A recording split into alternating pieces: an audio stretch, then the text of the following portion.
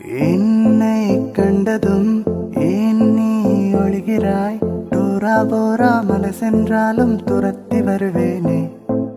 உன்னை நீங்கி நான் எங்கே செல்வது? உன்னுள்ளங்கையின் ரேகைக்குள்ளே ஒளிந்து கொள்வேனே. அடியே என் தேகம் மொத்தம் சுற்றி கொண்ட கொடியே, உன் எண்ணம் என்னவோ சகியே. என்னை கொஞ்சம் கொஞ்சம் கொத்தி தின்னும் கிளியே, என்னை கொல்லும் எண்ணமோ.